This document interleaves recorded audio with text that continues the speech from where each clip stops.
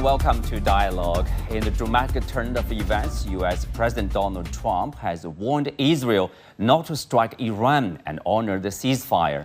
Earlier in a social media post, Trump declared an official end to what he calls a 12-day war, stating that ceasefire will begin with Iran on Tuesday morning, followed by Israel 12 hours later. Can the ceasefire hold, and how has this short but intense conflict impacted the parties, the region and the world? And what lies ahead in the broad relationship between Washington and Tehran? Join us for today's discussion live from Beijing. I'm Xu Qinduo.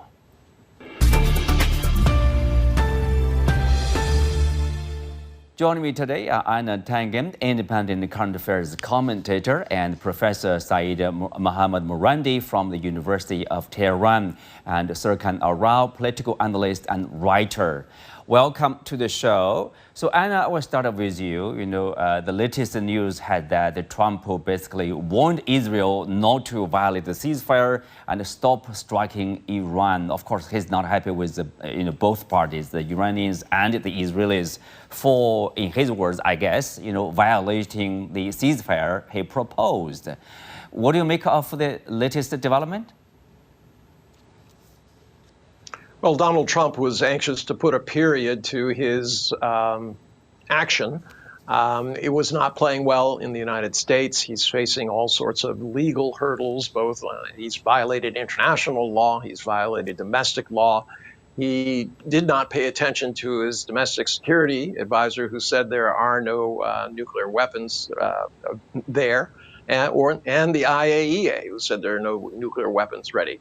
So he was in a situation where his MAGA base was against him, and now he's, in essence, trying to blame it on Israel. It was quite clear that whatever Israel agreed to, they had no intention of keeping. Their goal is, at the end of the day, the complete regime change of Iran's government. Mm-hmm. What about the ceasefire? The ceasefire was announced by Trump himself on social media. And, after, of course, the retaliation by the Iranian side, the retaliation, in a sense, you can say, was designed to de-escalate because, they warned the Qatar, where the U.S. Military base is based, and, of the upcoming missile strike. So there was basically no image, very little image, little damage over there. And Trump thanked the Iranians, and then he, probably he made contact with Netanyahu and his people, talked to the Iranian side, and then he announced Israel, announced the ceasefire. It seems like the ceasefire was made in a rush, with probably not that solid foundation. Oh, absolutely. I mean, he was, as I said, he was just trying to say, I'm out of this. After throwing all these bombs and saying that, he's achieved his objective, he doesn't want a situation where the Straits of Hormuz has to be cleared by the 7th Fleet or any other grouping, because that would take months. The price of oil would skyrocket. His MAGA base would be angry that they've been pulled into another war, and on top of it, experiencing higher prices. So no matter how Israel and Iran go at this, this is Donald Trump's way of trying to get out of the situation he created. Mm-hmm. Professor Marandi, welcome to the show. So Trump, the latest news, is that Trump warned Israel not to honor the ceasefire, not to strike Iran anymore. It seems that he's not happy with both Iran and Israel. So what is the situation? Are we having a ceasefire, or simply the ceasefire is very fragile? It is a ceasefire of sorts. I don't know the technical term. It's just a cessation of hostilities. But if the Israeli regime carries out any strike on Iran, Iran said it will hit back very hard. For Iran, this was a success, even though it was painful. There was a blitzkrieg attack. It was an illegal war that was suddenly imposed on the country in 2 stages. One, the Netanyahu regime initiated this war of aggression, and then Trump initiated a major act of aggression subsequently. And he did that basically because the Israeli regime was losing. And we saw that it was Netanyahu who was seeking a ceasefire. And the Iranians, they don't want to escalate the war. They don't want to bring down the global economy. They don't want a regional war. So when the Iranians felt that the Israeli regime was defeated, and Netanyahu personally was defeated in particular, then they agreed to stop firing. But if you notice, till the very last second, Iran was firing missiles across Israel to warn the Israeli regime and also to tell it that we defeated you. Professor Marandi, following the U.S. strikes for Iran's nuclear sites, Iran retaliated by firing at a U.S. base in Qatar.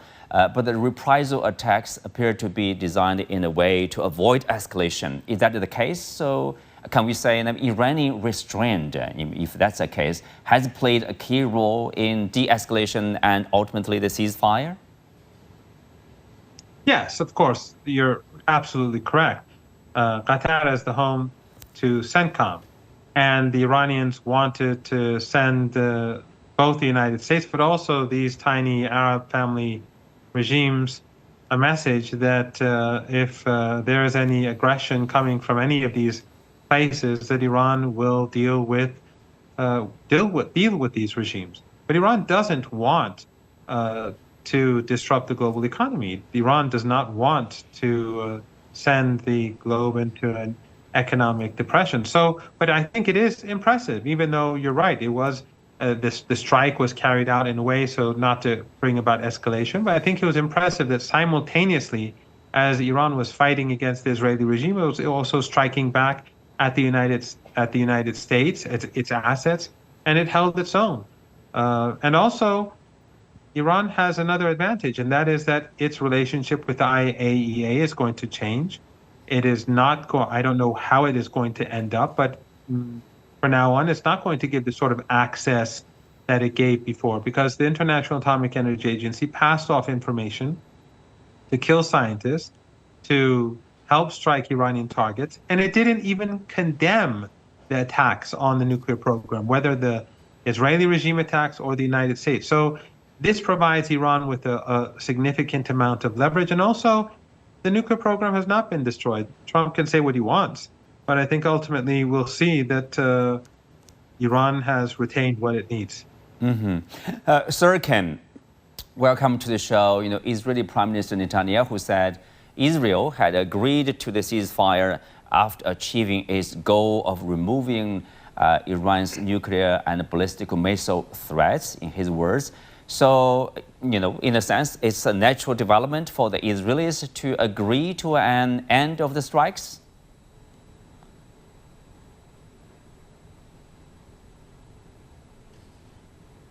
Is that directed to me? No, Serkan, we should please. wait new surprises, because Iran doesn't trust Israel. Israel doesn't trust Iran, and both, they don't trust Trump.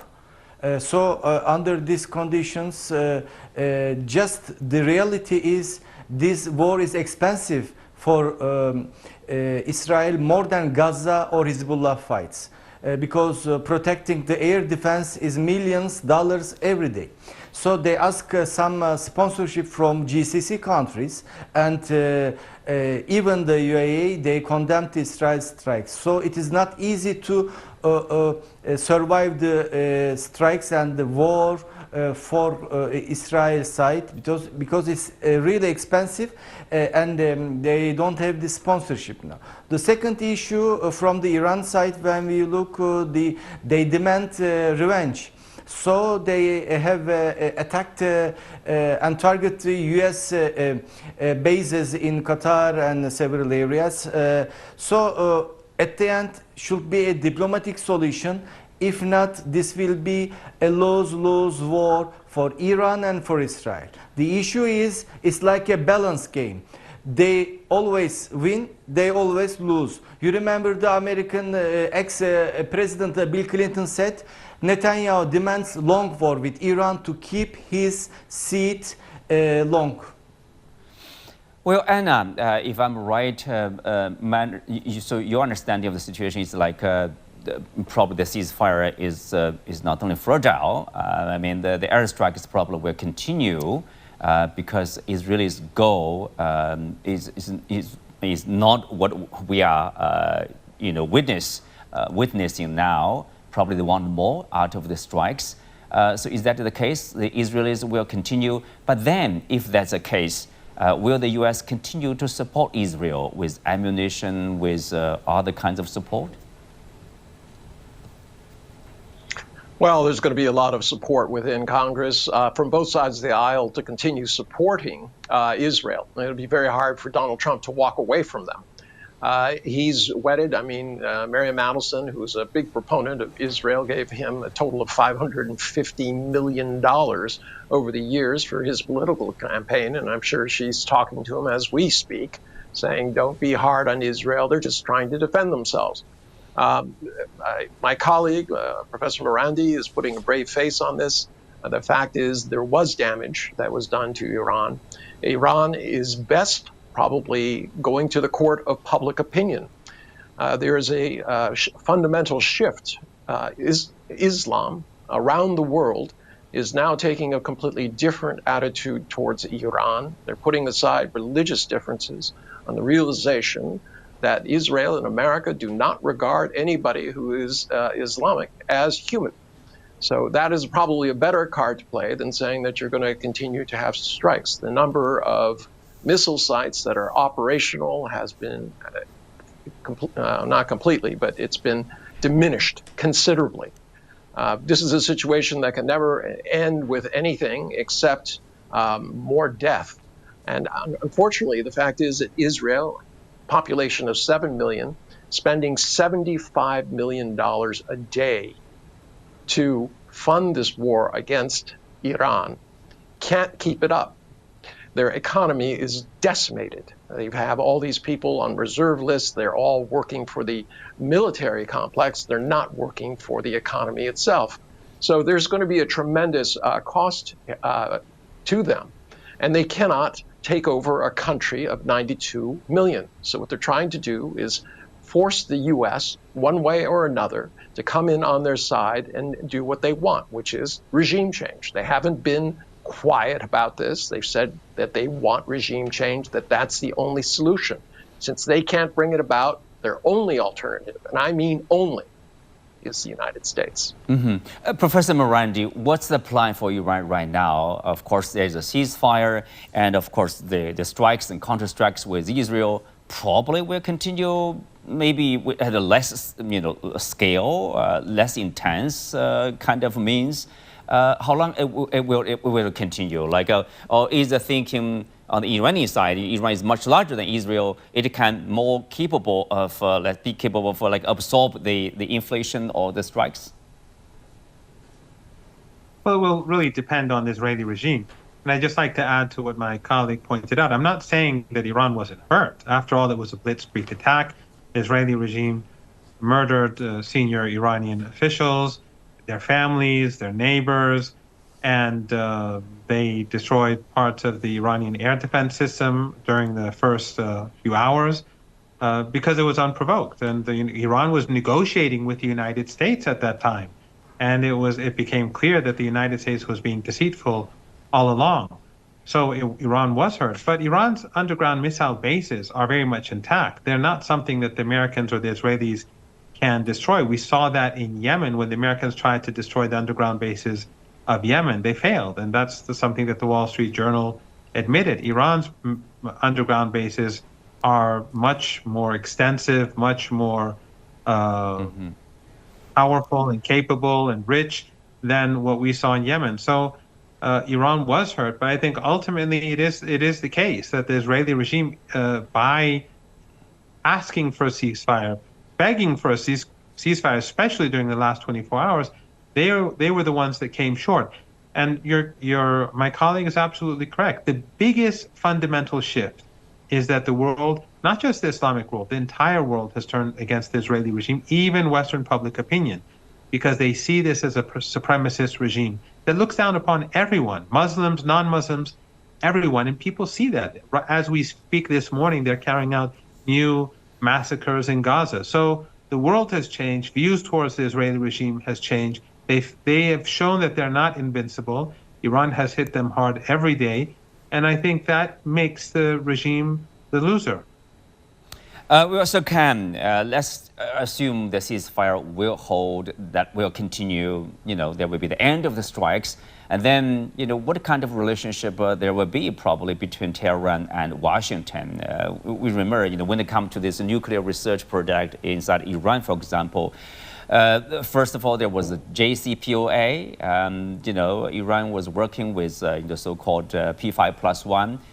Perfectly fine until Trump withdrew from that treaty. And then, of course, in the Biden administration, there was basically more sanctions, more countermeasures. And then there was talk again between Trump administration and the Iranian side. Before the latest round of talks, 2 days before that, Israel launched a surprise attack on Iran.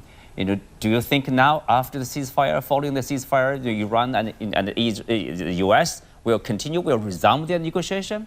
How possible is that?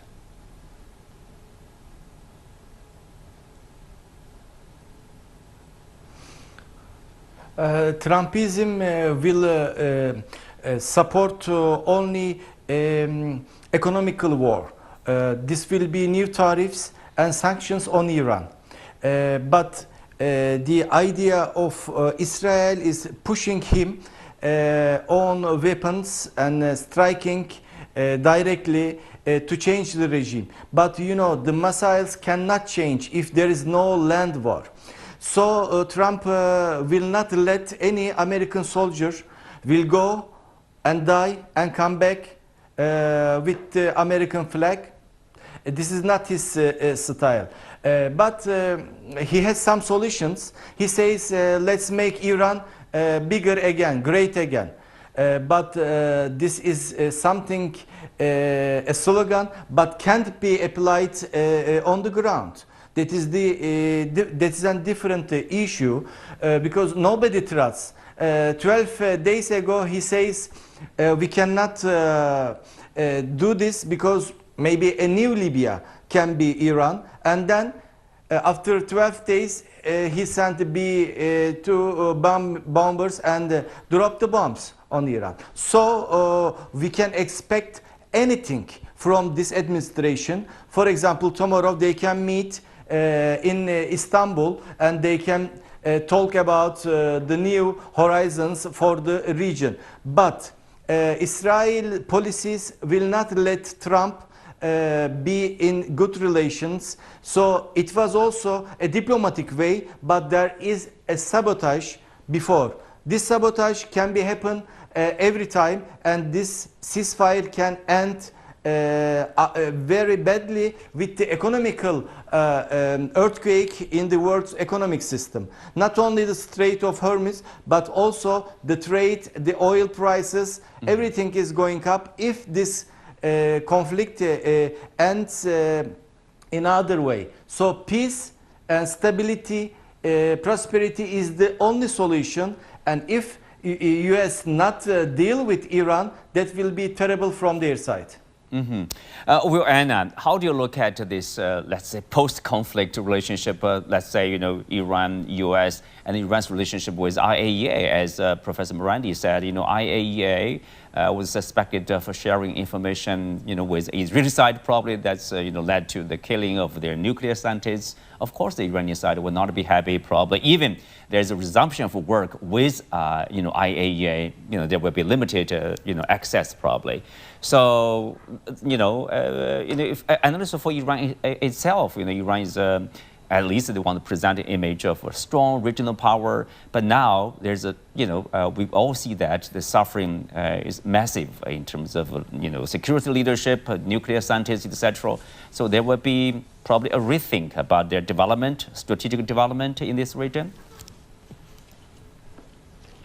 Yeah, you can't be half pregnant, and you're either in the IAEA and you abide by its rules, or you leave. My guess is that Iran will leave. There's no point, especially given what has happened and the unwillingness of the IAEA to stand up. I mean, that is what is absolutely incredible. What they did instead of standing up was they passed this kind of resolution saying that, well, there's a few things that we haven't been able to verify, therefore Iran is a non-compliance.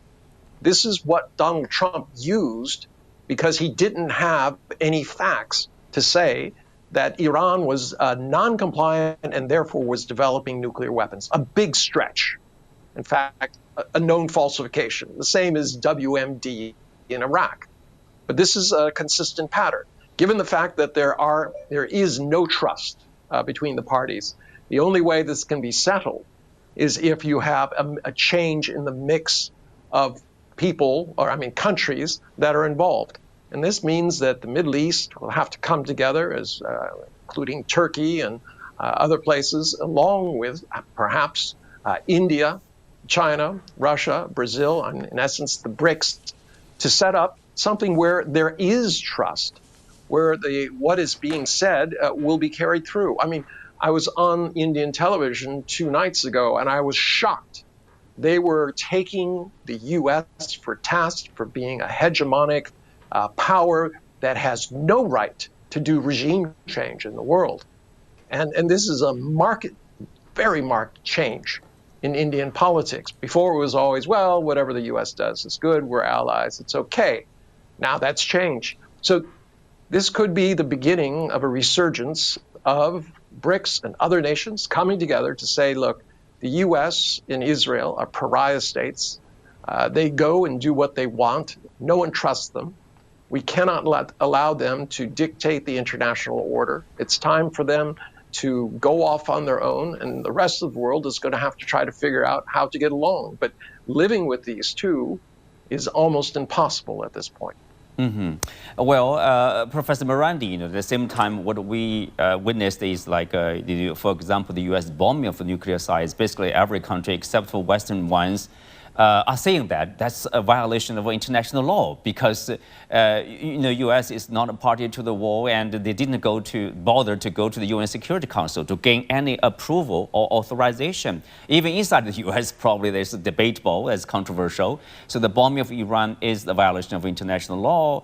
But somehow Western countries see that as it's justifiable because it destroyed the Iranian nuclear threat, so-called. But if that's the case, it's like now, what kind of law, what kind of a so-called rules-based international order there is? And so the might makes the right, and the law of Django. And so what's the response from the Iranian public opinion? What's the response to the U.S. role, to the Israeli attacks there? Well, one of the interesting things that I think has happened is that what the United States has done through this aggression, through this war, is that they've alienated a segment of Iranian society that is Western-oriented, especially among the upper middle class, significant segments of the middle class. You have people who consider themselves to be more or less Western-oriented, some openly supportive of the West, some hostile towards Iran in many ways, or former the Islamic Republic of Iran, because they feel close to the West, and they blamed Iran for the problems. But when the United States betrayed Iran, attacked Iran as it was negotiating, or at least through the Israelis, then itself attacked Iran, and when the Iranians saw how the international bodies such as the UN Security Council and as the International Atomic Energy Agency were being used as tools by the West, because these are all Western-dominated institutions that were created post-Second World War. The IAEA board is dominated by the West. So they have alienated these people. Their worldview, and this is something quite visible, the worldview of these young people, especially some of my own students, especially at my faculty, which I would consider to be one of the most liberal faculties at the University of Tehran, you see this significant shift in the way people are now looking at the West in a very different light. So I think what Trump has done is he's really damaged American standing inside Iran. He's united Iranian society. If anything, there are those in Iran who say we should have continued the war. Otherwise, no one was saying that they're right or the United States was right or they had the right to do this. The Americans, Trump, Netanyahu, united Iranian society in a way in which I have not seen since Saddam Hussein invaded Iran. So I think this is going to have significant consequences, and it is going to push Iranian society. It's going to create a greater consensus for Iranian society to move towards BRICS, to move towards the global South, and what my colleague has been discussing before. Professor Marandi, is there a likelihood that, as many people are guessing, that because of the U.S. bombing of the nuclear sites, probably that will somehow become an incentive for Iran to develop nuclear, weapons to protect itself or to deter the future attacks, either from Israelis or from the U.S.? Well, the official narrative, let's say, in Iran about nuclear weapons is that we don't want them. And they've always been telling Iranian society why we don't want them. And despite that, the views of ordinary Iranians, according to polls, has always been roughly 50-50, 45, 55, 55, 45, with regards to developing nuclear weapons. That has changed. And the Iranian society has moved in the direction of public opinion of developing a nuclear weapon. The government still does not pursue that policy at all. The government does not have the intention to develop nuclear weapons. But I think, as my colleague has rightly pointed out, Iran's policy towards the IAEA is going to change substantially. And Iran is not going to give the sort of information that it gave before. And one thing that I must point out is that we have to see what happened exactly at Fordow before we make any judgment about the degree of U.S. success, because Isfahan and Natanz are not really that important but the assets in Natanz and in Fordow and in Isfahan were all taken out beforehand.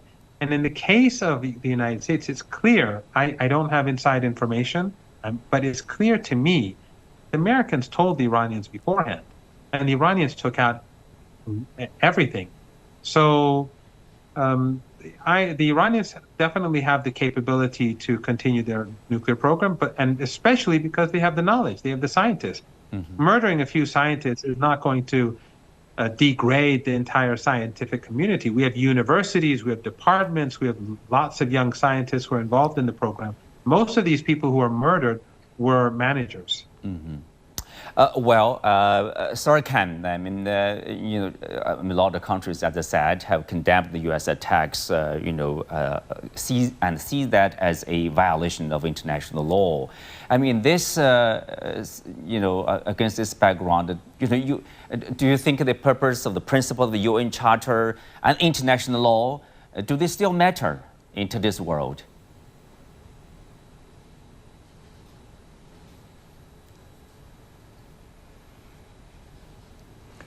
I think United Nations and the international community lose all their power and soul in Bosnia and in Gaza. There is not a powerful organization over these conflicts. We need really constructive efforts. So for the regional countries, but also like China, the big power like China, along with regional countries, can play a critical role in meditating conflicts. The issue we need the positioning very constructive. It is not a long time process. The effort should be directly for the peace. But international community is not ready, because look at the Western media. They put Khamenei's photo with Saddam and many thanks to our guests. And also Gaddafi's photos together on YouTube. Xu Qinduo, thanks for being with us. See you next time.